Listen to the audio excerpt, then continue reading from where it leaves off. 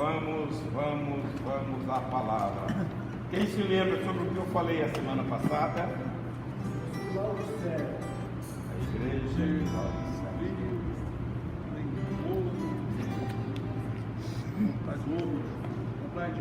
compre de mim ouro fino, refinado no fogo, para enriqueceres, vestes para que cubra a vossa nudez, e colírios para os olhos para ver.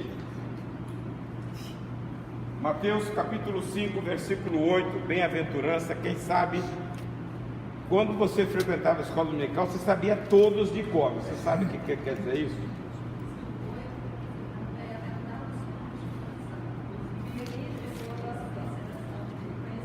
Lembra, né? Você heredora, você leu, né? Bem-aventurado, um fala limpo, outra versão fala puros, os limpos de coração, porque eles verão a Deus.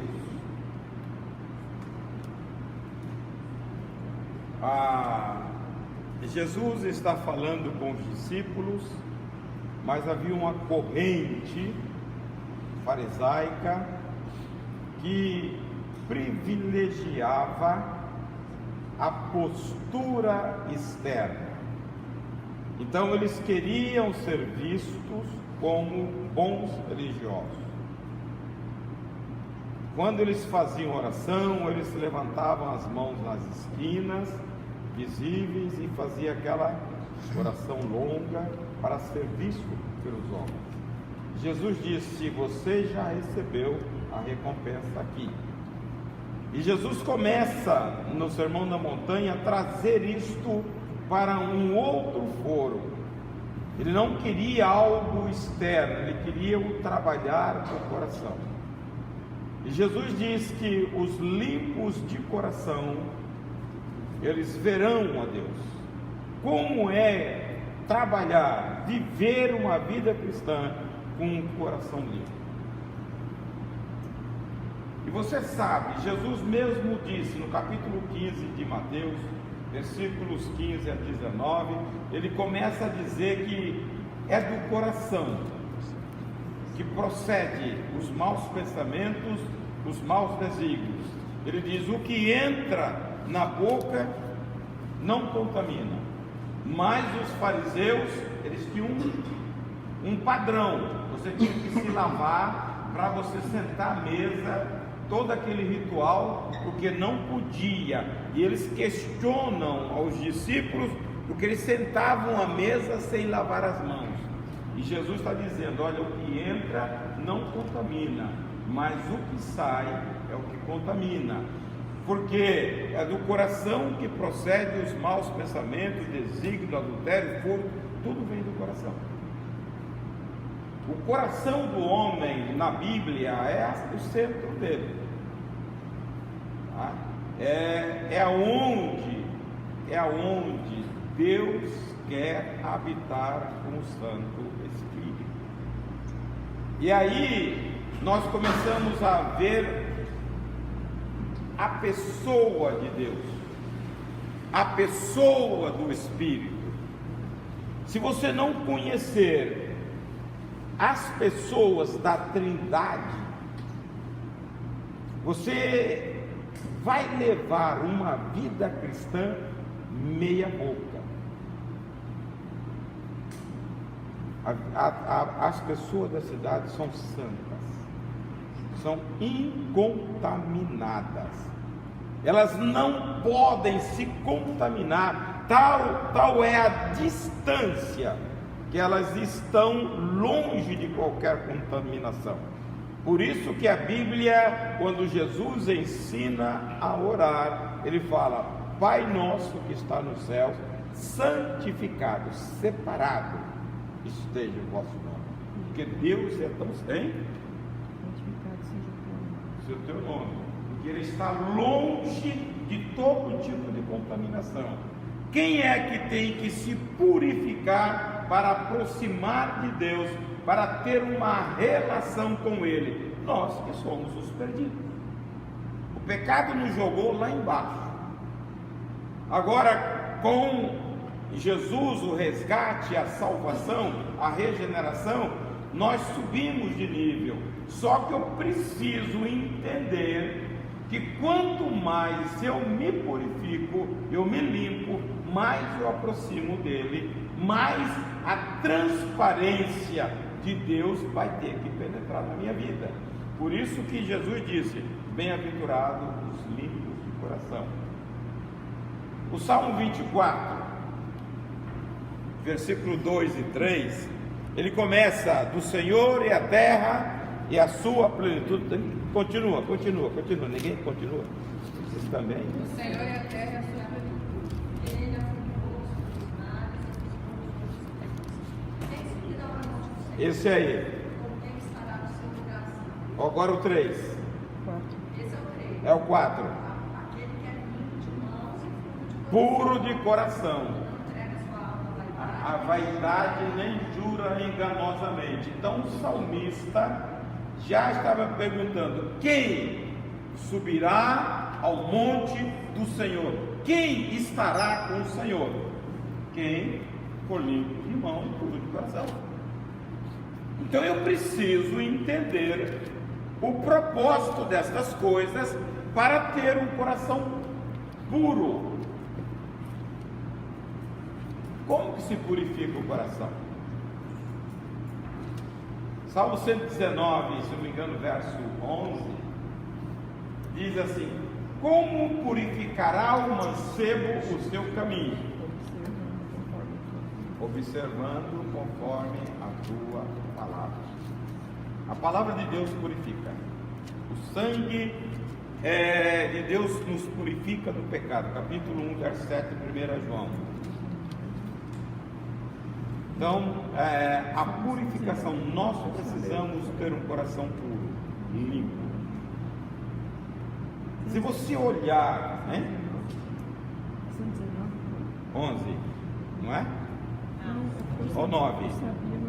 11 ou 9? É o 9. O 11 é aquele: guardando escondi a tua palavra no meu coração para não pecar. Um dia eu vou decorar o Salmo 119, 176 versículos, um puro. Chegar aqui Então e vai recitar. decorando, porque senão não vai dar tempo. Não vai dar tempo? essa mulher, olha, essa mulher só joga para lá.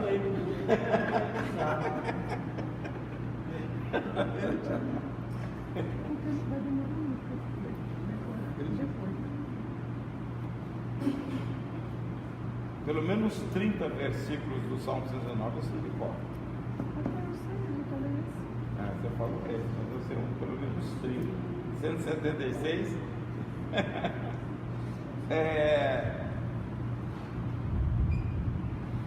Quando você olha a maneira como Deus se portou ao longo da história, quando no deserto Deus manda Moisés preparar o tabernáculo, ele fala: construa para mim um tabernáculo para que eu viva entre vocês. E lá ele dá uma instrução, começando do Santo dos Santos. Ele fala: porque ali estará a minha presença, e eu estarei ali sobre o propiciatório.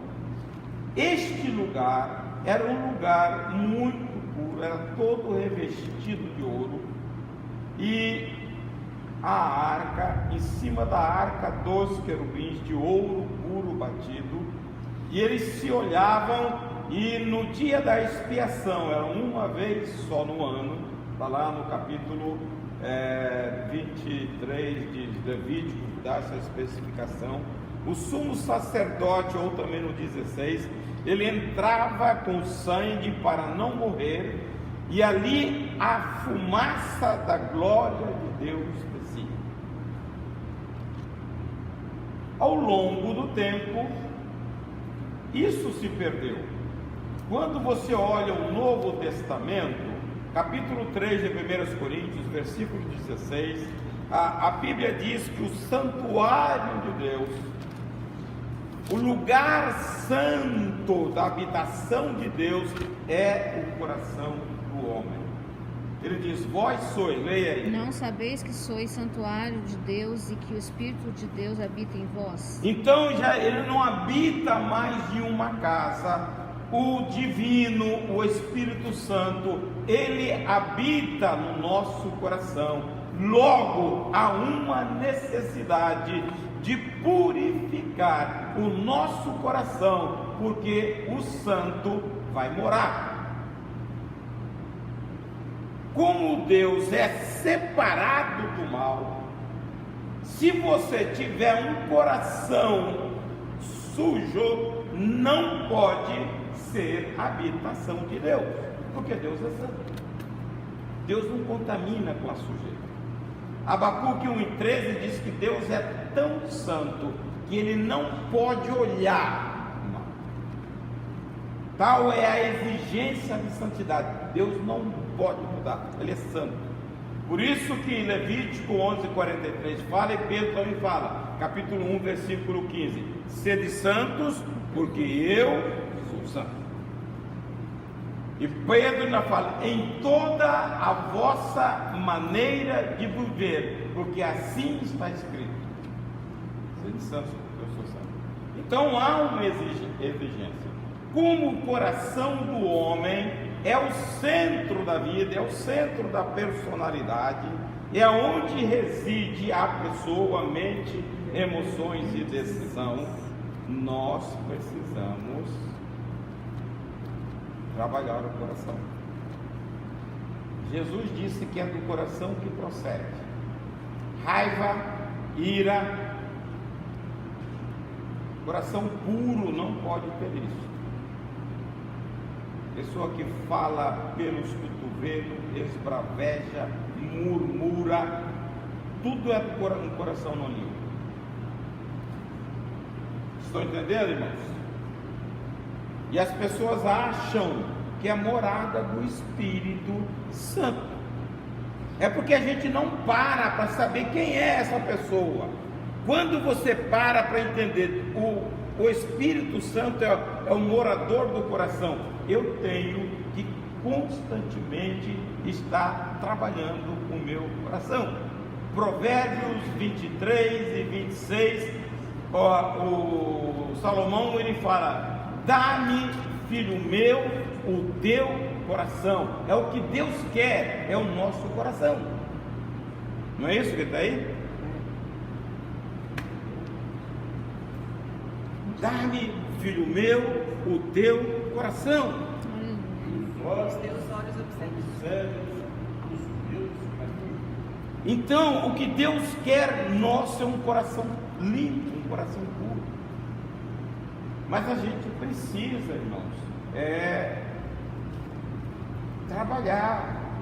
Veja, nós falamos a semana passada sobre o que Jesus disse: eu peço que compre de mim. Nós temos uma salvação gratuita, uma salvação pela graça. Mas as demais coisas que você quiser de Deus, você tem que comprar. Não é no sentido de dar dinheiro, é no sentido de você tomar uma posição e buscar. Tem crente que deita lá bonachão, pensa que a coisa vai acontecer. Não vai. Você vai continuar essa pessoazinha ruim como sempre foi. Por quê? Porque você não vai render os pés de Jesus, não vai clamar por Ele. Você tem que olhar para o coração e falar: meu coração não presta, e vai buscar. Deus está na forma.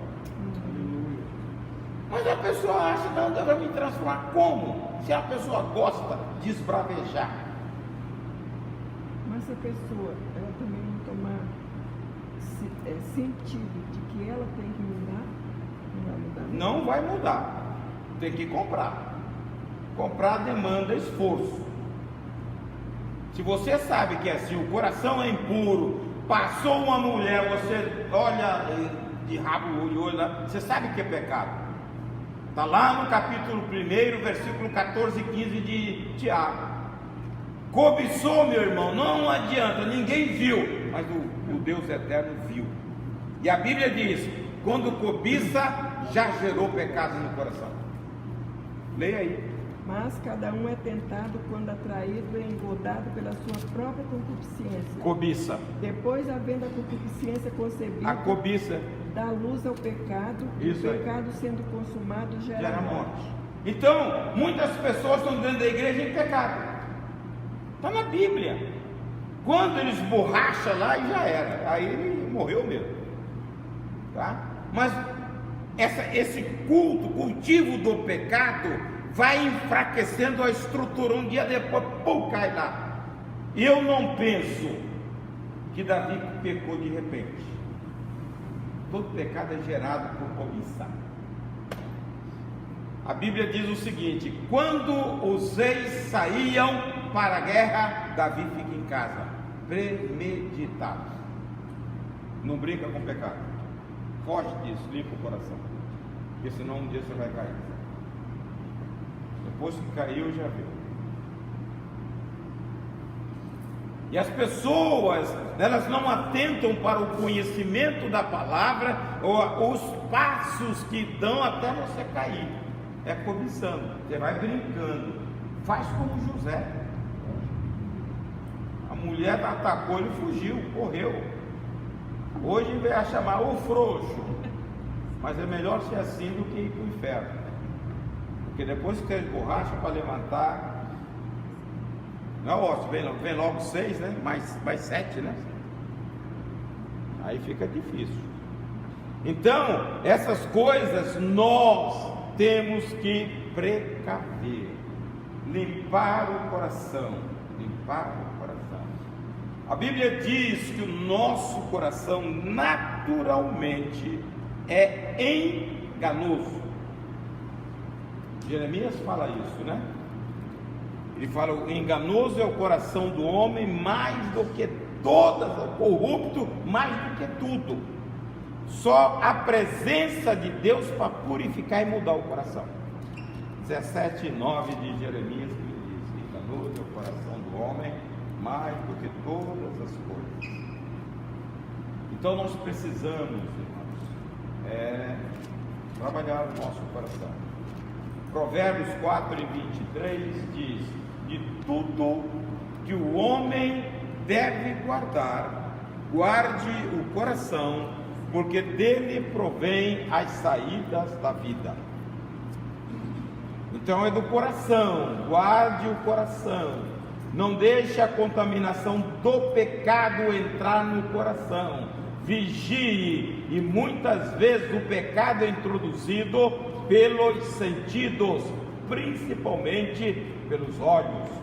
Por isso que Jesus disse, o que é que ele disse? Estão pensando? Os olhos são a lâmpada. Se os teus olhos forem bons, todo o teu corpo será bom. Então tem que vigiar. A coisa mais difícil é converter os olhos, somente os homens. A idade chega, a bengala vem, mas o homem está cobiçando. O cara não aguenta nem dar o passo, mas está cobiçando. Passa. Eu vejo na praia, aqueles velhinhos arrastando, passou. É difícil. É difícil. Só se for no calçadão, que você não vai em praia nenhuma. É, calçadão mesmo. É também. É impressionante. E outra coisa, você vicia nisso, você vem para a igreja, se não se libertar, você vai continuar. Se não trabalhar o coração, você vai continuar. Passa a pessoa, ele não respeita nem a mulher, a esposa, ele está olhando, porque é um vício, porque precisa de libertação. Então é o coração, irmãos. Se está dentro do coração, o pode estar só na mente. O que é coração? Não é sentimento. O coração é o centro seu.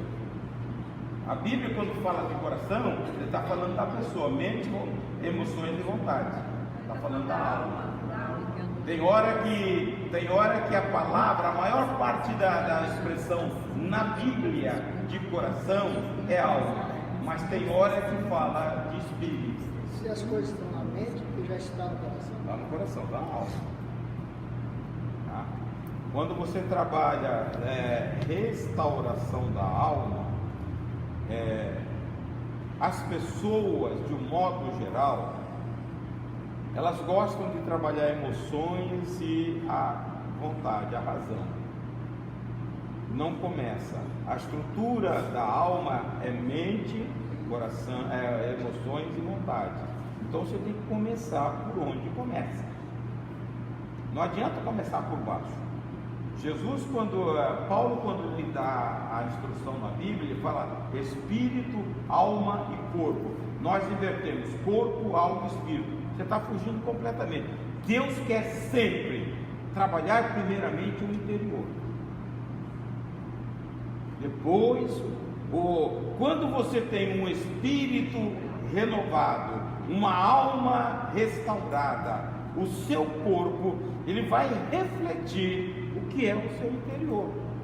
Quando você vê uma pessoa descontrolada, você sabe que ele é descontrolado lá dentro, porque ele nunca procurou se controlar, não tem domínio, passa pela vida. Tem pessoas que você corta a volta, você sabe, se ela esbarrar, ela vai te ofender. É incontrolável, só o Espírito de Deus para nos controlar. Porque Filipenses 2, 12 e 13, Paulo diz assim: desenvolvei a vossa salvação. Que você tem que tomar uma atitude pessoal para Deus trabalhar. E no 13 ele fala, porque é Deus quem opera em vós, tanto querer como efetuar. Então, sozinho você não consegue. Por que as pessoas tentam e desistem? Porque elas querem na força. E essa coisa é só com o Espírito. A Bíblia diz: se pelo Espírito você mortificar as obras da carne, você vai viver. É pelo Espírito. Então você tem que mergulhar na palavra e mergulhar na oração. E aí tem dois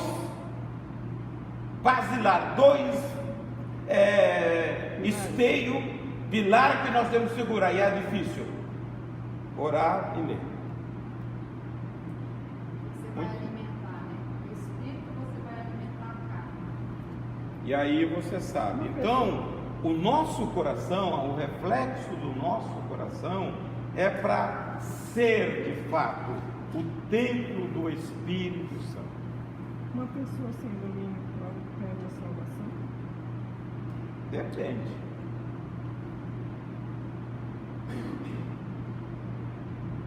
Qual a pergunta? Ela falou: uma pessoa sem domínio próprio perde a salvação? Veja, sem domínio próprio você xinga, você cria intriga, você fala dos outros. Vai lá na capítulo 5, versículo 19 e 20 de Gálatas. Ele fala: quem tais coisas praticam não vai herdar. Se está não, você tem que ter temor no coração, porque é não. E Deus só tem uma palavra. Deus não tem outra. Tem pessoas que confundem Deus, que ele muda de estação. Ele diz hoje para você pode, amanhã ele diz que não pode. Deus é um ser eterno. Quando ele abre a boca para te dizer qualquer coisa, ele sabe de lá até no outro lado. Então você tem que conhecer Deus, porque tem gente que hoje Deus não quer. Vez quando a pessoa, Deus mandou embora, depois ele volta. Eu falei: que Deus é esse? Eu não perco também chance não, a oportunidade. Se Deus mandou você embora, é para sempre. Vai trabalhar em outro lugar. Agora vem porque as pessoas não entendem a palavra. Se Deus mandou, você pode saber, é eterno. O que diz lá em 25 de Números, capítulo 20, acho que é 25, versículo 19? Eu não sou homem, nem filho do homem, para que se arrependa. E ele fala isso no contexto de Balaão, porque Balaão teve uma palavra no dia seguinte foi consultar depois. Deus falou, vai, e meteu um anjo com espada lá e ia matar ele. Só Deus só tem uma palavra. Se ele falou não, acabou. Você não vai insistir no dia seguinte. A responsabilidade daí para frente é com você, não é mais com você. Hein? Eu posso me arrepender? Quem? Você pode, Deus não. Pois é, mas acontece que ele manda e você vai. Né? Você sabe, quer dizer que. Qual sentido você quer dizer? Manda. Veja, não. Quando ele faz a consulta pela primeira vez, Deus diz, não vá. Aí o rei manda uma mala mais cheia de dinheiro. O cara fica com o olho grande e vai consultar. Ele não estava preocupado, ele já sabia que Deus falou não, mas ele queria grana. E Deus falou, então vai, daqui para frente é com você. E mete um anjo para matar. Se não é a coitada da mula, ele morria mesmo. Tá? Deus só tem uma palavra. Então põe isso no coração. Se Deus falou qualquer coisa com você hoje, é para a eternidade, não mudar. Se mudou, você sabe, você está correndo risco. Estava lá, não acho que eu já está perguntando, a pessoa sai da igreja para outra que está mandando, né? Não, a pessoa chegou para mim e disse, eu estou indo embora porque Deus mandou. Lá pelo meio, depois ele voltou, Deus mandou voltar. Eu falei, então é só Deus, porque eu não conheço Deus assim não. Eu falo logo. Ora, tem que conhecer Deus, rapaz. Ele pensa, Deus não é como eu falo para o meu filho, não vai hoje. Amanhã você fala, vai. Deus não, Deus só tem uma palavra. Senão você, que segurança você tem? Se Deus toda hora, o humor dele muda, como o nosso. Deus não é assim, Deus é uma palavra só. E eles, olha, tudo que aconteceu para lá e tudo que vai acontecer para lá, Deus tem como agora. Então a resposta dele é uma só. Tem um salmo que fala isso. Primeiro Salmo 89, 10 e 11. Ele fala, eu deixei andar no engano do vosso coração. Na teimosia, tem outra versão que fala, na teimosia do vosso coração. Paulo diz isso lá no capítulo 10 de 1 Coríntios, é colocar o Senhor à prova. E a gente brinca com essas coisas, mas são muito sérias, então você tem que entender quem é o seu Deus. Deus não brinca, Deus é sério, Deus fala uma vez só. E acabou, senta no coração. Se é contra você, vai tentar acertar, porque ninguém gosta de ouvir não. Aí sai atrás de um outro, aí se machuca. Deus só tem uma palavra, bota isso. Então o nosso coração tem que ser reto diante de Deus, coração puro. Então quando a pessoa quiser andar daqui para lá, de lá para cá, não tem que falar que é Deus. Eu estou indo. As pessoas, para ter peso naquilo que ela tomou na cabeça, ela bota Deus na jogada. Também se der errado, ela culpa, tem alguém para assumir. São decisões pessoais, não é decisão de Deus. Então, depois machuca, irmãos. Eu, como sei essas coisas, é muito perigoso. A colocar Deus, daqui a pouco ele vem todo triângulo, meu Deus, dei errado, eu estou voltando, Deus mandou voltar. Falei, que isso, rapaz, Deus não é de duas palavras não, Deus só tem uma palavra, aprenda isso na vida, vá para a Bíblia. As pessoas não conhecem a Bíblia e fica aí na cabeça. O dia que Deus falar com você um não, vá pedir a Ele o consolo, o conforto para você aceitar o não de Deus. Não recalcitre, porque se você levar a culpa é sua. As pessoas às vezes elas, quando está querendo alguma coisa, imagina assim, está orando e aquilo vai crescendo dentro do coração, ela acha que Deus está falando, né? ser ela mesma que está querendo. Só Deus está confirmando para mim que eu tenho um desejo no coração de fazer isso. Isso é muito difícil de discernir essas coisas, não, pastor? Veja, nós servimos um Deus que não é Deus de confusão. Deus tem os passos para você nunca quebrar a cara, mas você tem que pedir a Ele. O meio mais fácil hoje é você correr atrás de uma pessoa. Você corre um risco tremendo. Isso que eu falar. Tá? Você corre um risco tremendo. Por quê?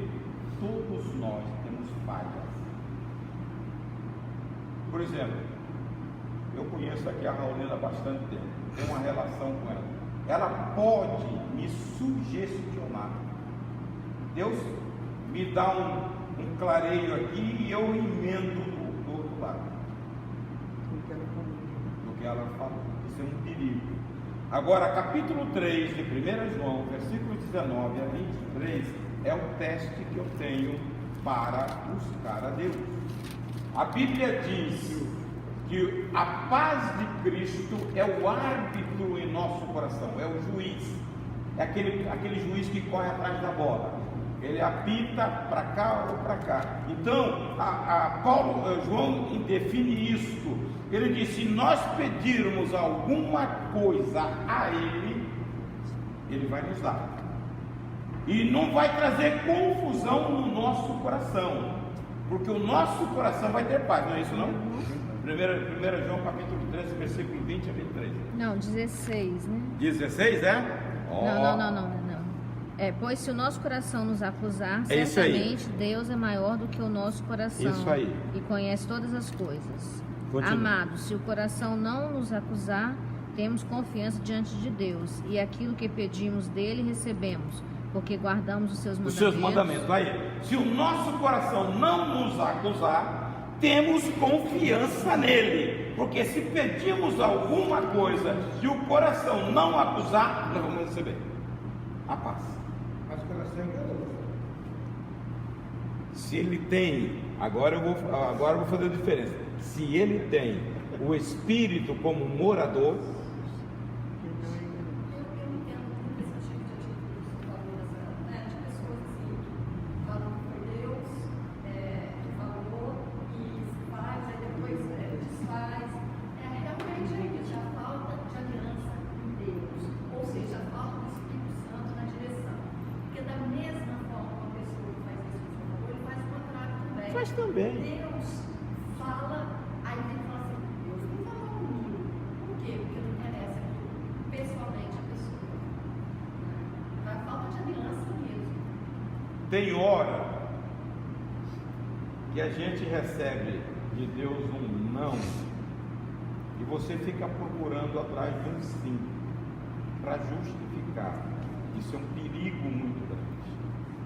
Depois as pessoas lá na frente quebram a cara, vem: pastor, mas eu busquei o Senhor. Você esperou resposta? Mas Deus confirmou como? Deus não engana ninguém.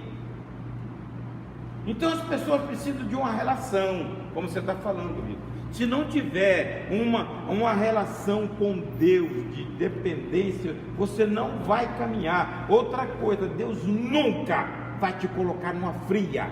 Pode botar isso na cabeça.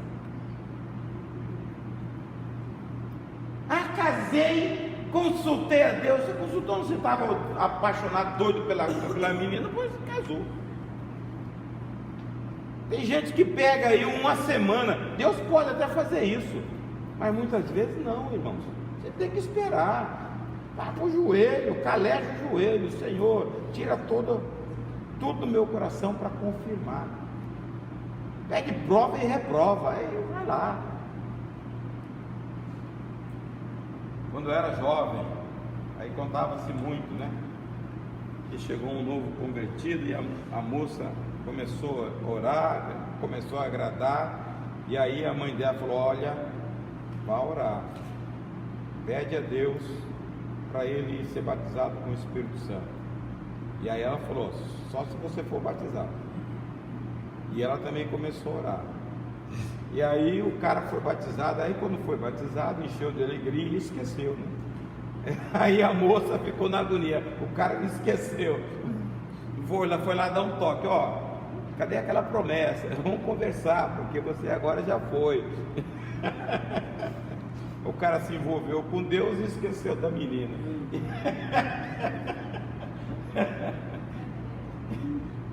Acontece isso mesmo. Você vai relacionando com Deus, se estreitando a relação, aí sua cabeça, seu coração está em outra. E acontece muito, irmãos. Nós devemos ter cuidado. Olha, eu digo para vocês uma coisa: eu tenho mais de 60 anos de caminhada. Deus não deixa você na mão. Se você souber pedir a Ele, não ficar.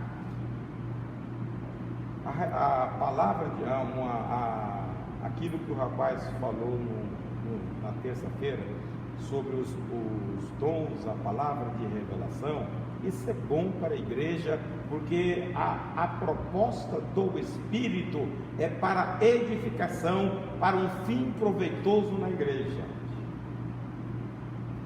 Se Deus quiser te dar uma revelação, Ele pode dar, mas você tem que ter uma relação com Ele, diretamente com Ele. Você nunca será confundido com Ele.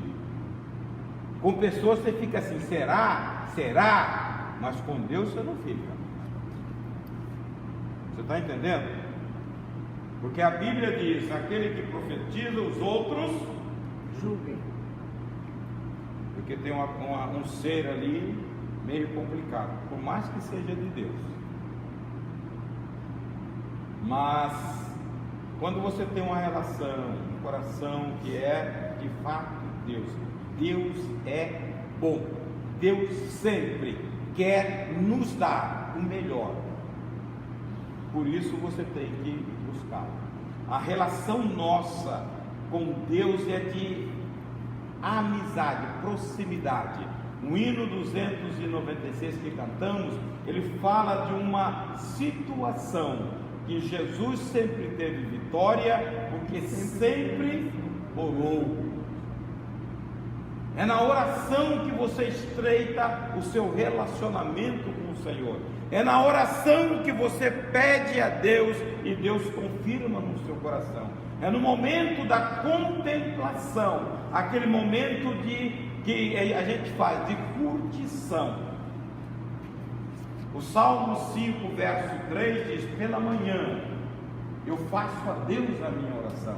Pela manhã eu invoco ao Senhor e fico esperando. Se você não tiver um tempinho com o Senhor, Ele pouco tempo vai ter para falar com você. Então, quando você espera, Deus vai falar. Tá? E é muitas vezes na oração que Deus revela, é na oração que Deus nos dá a palavra, é na oração que Deus nos orienta. Se você quiser resposta de Deus, ser dirigido por Deus, ore mais. E você vai ter confirmação das suas coisas. Porta. Irmãos, eu já falei aqui. Eu vim aqui para um casamento. Casamento da minha irmã. Ela completou 50 anos de casada agora, dia 25. Eu vim aqui para o casamento de Irã. Mas orei lá em Mato Grosso. Falei: Senhor, se eu abrir a porta de emprego antes do casamento, eu sei que é a sua vontade, eu vou ficar por lá. E aí Deus abriu. Uma coisa assim. Foram me buscar lá em casa. Jardim América, foram me buscar lá no Oribiri. Eu era estranho, irmãos. Estava chegando, eu tinha chegado uma semana de Mato Grosso. Totalmente. Eu ainda quis. E aí eu entrei aqui, fiquei por aqui. Minha irmã casou, foi embora. E eu fiquei no lugar dela. Mas tudo com oração. Quando eu saí do emprego, eu orei. Deus, se é da tua vontade, abre a porta, mas eu tenho que estudar. 770 pessoas, 13 pessoas passaram e eu passei. E eu fiz carreira porque Deus não te deixa só. Basta que você tenha. Eu sempre digo o seguinte: Deus é tão bom e misericordioso. Eu era jovem, eu aprontava. Eu me lembro uma vez que eu estava no trabalho, período de jejum, oração, como jovem, ia para o banheiro e um cara começou a me perturbar. Tinha uma coluna revestida com lambri, madeira, um escritório com 30 pessoas, e o cara me levantou e eu peguei a cabeça do sujeito e jape na coluna, falei, vai embora. Depois Você não vai jejuando, rapaz. Jejuando e orando.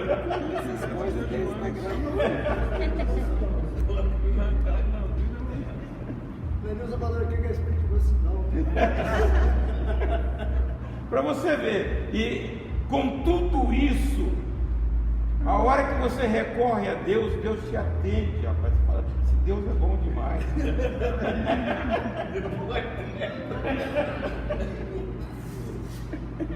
Mas era porque naquele tempo Deus não tinha trabalhado. Você era crente nominal. Eu era da pá virada, eu perturbava muito.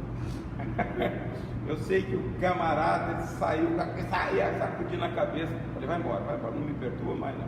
A gente era meio assim, tá? 22, 23 anos, meu Deus do céu, que trabalheira que a gente dava. Mas eu sempre fui na igreja. Hein? Eu também. E eu já era crente, rapaz.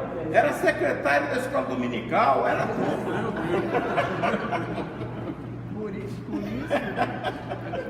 Por isso que tem que ter paciência com os outros. Você já está com 70.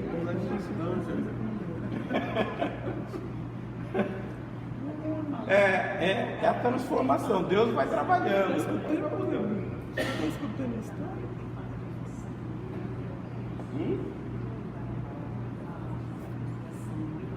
Não, a Bíblia não. Ele fala de sanguinário. Sanguíneo é temperamento, é o meu. Tá? Sanguinário, ele fala com Davi. Quando Davi quer construir o templo, fala, você não pode, você é sanguinário. Você matou muita gente. Então, Deus tirou isso. Mas, veja bem, mas há um momento na caminhada, por isso eu falo muito sobre a palavra de Deus. Com todas essas coisas que eu tinha de briga, eu ia para o campo de futebol, eu só ficava testando os crentes, jogava atrás, pisava. O cara soltava um palavrão, falava, rapaz, vai se converter, mas eu estava tentando o sujeito. Tinha que se converter também, né?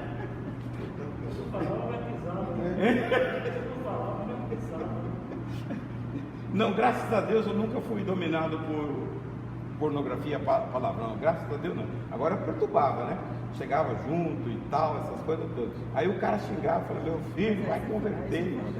Hein? E essa trajetória de crente nominal na igreja, a gente, se não dá uma parada, você não dá oportunidade a Deus trabalhar na sua vida.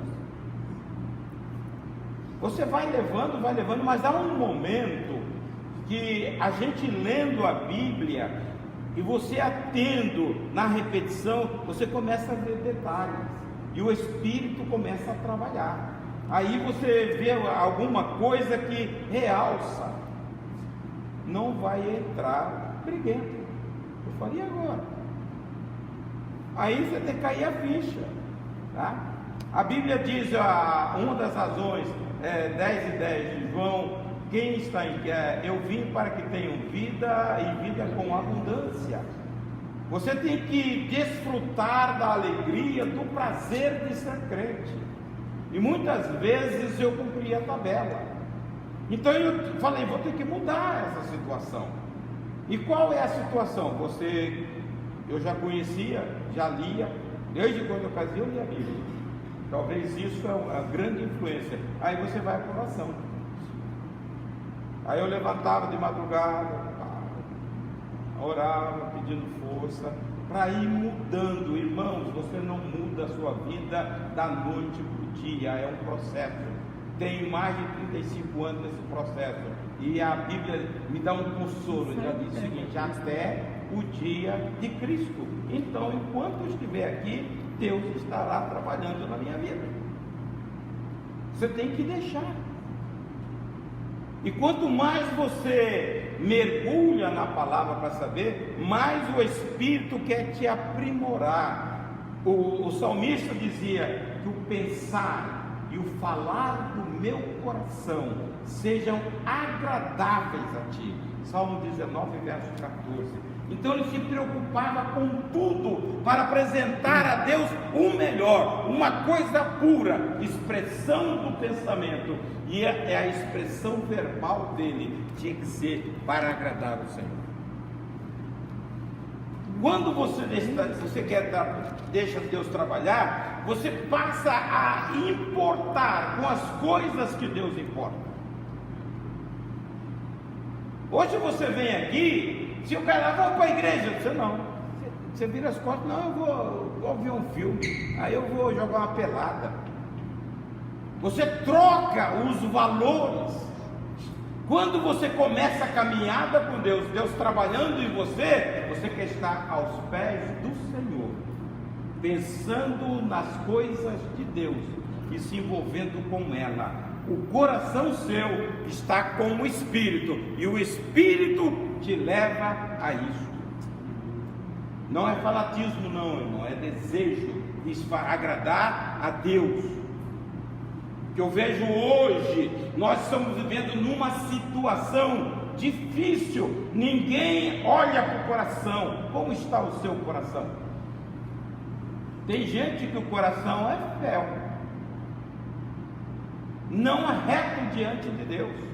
Está lá em Oséias capítulo 10, verso 2, ele fala de uma coisa assim, de um coração que não é reto. Lembrei disso agora. É coração dúbio. Você vai para capítulo 4, versículo 8 de Tiago, ele fala: chegai-vos a Deus e ele se chegará a vós. E ele fala do coração doble, do coração que ora está lá e ora para cá. O nosso coração tem que ser reto para Deus. O seu coração é falso, por isso serão culpados. O Senhor quebrará os seus altares, deitará a paz. Coração culpado. Seu coração não é reto, não é isso? O meu fala assim: chegai-vos Seu a Deus. coração é falso. É falso. O meu fala: Tá? e voz de duplo ânimo purificai o coração. E voz de duplo ânimo, duplo espírito. Ora está bom e ora não está. Ele fala: purificai o quê? Hein? A parte B do versículo 8 de Tiago. Purificai. Limpai as mãos, pecadores, e voz de duplo ânimo purificai o coração. Purificai o coração. Então eu preciso de um coração puro, um coração íntegro diante de Deus. Porque a hora que você tem um coração puro, você canta ao Senhor, você canta no coração. Você ora ao Senhor e você ora no coração. Capítulo 1 de Samuel, quando Ana chega lá, a Bíblia diz que ela balbuciava, mas o coração dela estava no Senhor e angustiado, porque ela estava passando uma aprovação. Quando ela entrega o coração ao Senhor e faz um propósito, ela recebe a bênção. Senhor, se eu receber, engravidar e tiver um filho, ele será teu. E a Bíblia diz que Deus ouviu. Ela é estéril, teve a Deus. Então, eu preciso ter não sei, 5 e 19 de Efésios. Um que fala hinos de louvor, acho que é esse mesmo. Falando entre vós com salmos e hinos e cânticos espirituais, cantando e salmodiando ao Senhor no vosso coração. No vosso coração, cantando e salmodiando no vosso coração, se alegrando em Deus. Coração puro é isto. Salmo 16, verso 11 diz que em Deus há plenitude de alegria. Então eu não entendo muito bem crente que virá Aliás, ver a vereda da vida na tua presença, a abundância de alegria. abundância de alegria. Eu não entendo, irmãos, quando você tem um coração puro e Deus habita, você tem que ter prazer, você tem que ter alegria, você tem que ter gozo, porque o Espírito Santo produz isso. Quais são? Vou falar uma coisa que está lá no capítulo 1 de Apocalipse. Quando Jesus se manifesta, ele diz a João: os 7 Espíritos falando às 7 igrejas da Ásia. Quantos Espíritos são? 7. Quantos Espíritos existem? Um só. Por que 7?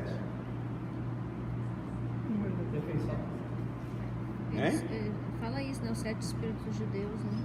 Os 7 Espíritos de Deus. Está lá em Isaías 11, 2.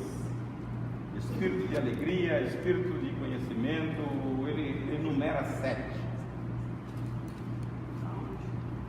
Isaías 11, 2. Você está moderno, hein? Quem te viu, hein? Está no Bíblia online. Bíblia Online. Alvina com Bíblia Online. E repousará sobre ele o Espírito do Senhor, e o Espírito de sabedoria e de inteligência, e o Espírito de conselho e de fortaleza, e o Espírito de conhecimento e de temor do Senhor. 7 Espíritos.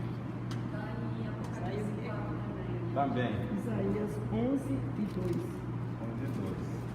Então, veja, quando você tem um coração puro, você tem a morada do Espírito, com essas virtudes, você tem que ter alegria, contentamento, gozo, revelação dele.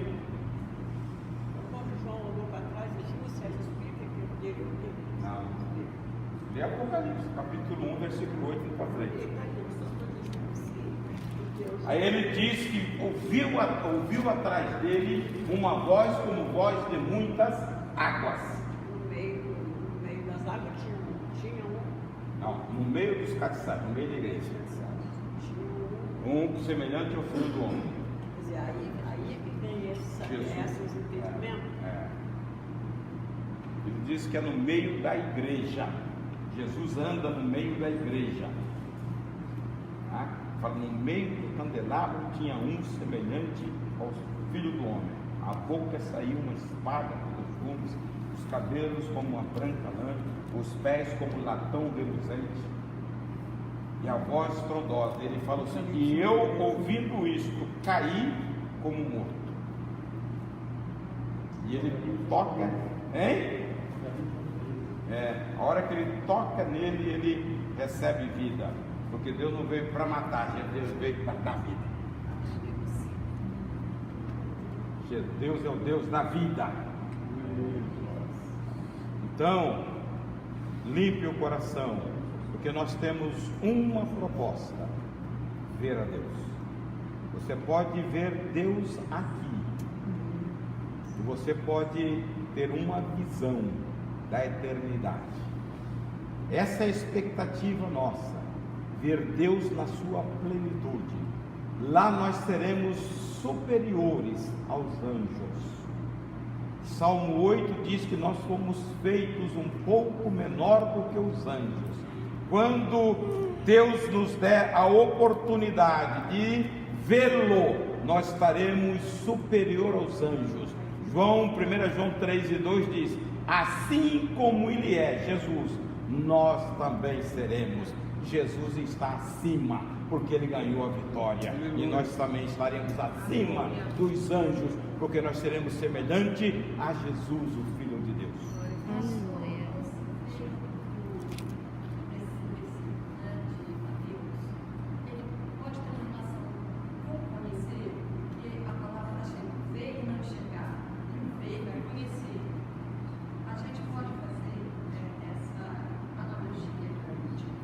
Qual a parábola? 5:8. Hein? Coração puro verão Deus. Conhecerão Deus. Pode fazer, digamos, levar esse ver para esse sentido também? Aí você tem que trabalhar com isto e com a parábola do semeador. Que lá Jesus diz: eles vêm para que vejam e não enxerguem, para que ouçam e não entendam, porque a revelação de Deus, ela só vem para quem é dele. E qual é a identificação que nós somos dele? Olha bem, se você aprofundar, por que Jesus disse coração puro? Capítulo 8, verso 9 de Romanos fala: aquele que tem o Espírito de Deus, esse é dele. Se eu não tenho um coração puro, o Espírito não mora aqui. E se o Espírito mora aqui e você dá lugar para essa abrangência, ele revela. Aí você vê Deus. Irmãos, nós temos uma percepção dada pelo Espírito que as pessoas lá fora não vê, não tem. Capítulo 2, verso 9, 1 Coríntios: aquilo que o olho não viu, nem subiu ao coração, nada, foi isso que Deus preparou para aqueles que são chamados pelo seu decreto.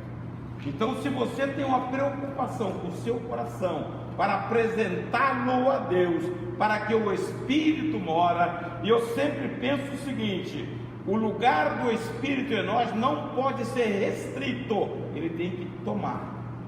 O Espírito é como água, ele tem que ir tomando o nosso ser, absorvendo, de maneira que você transpire a vida de Cristo. Este é o propósito.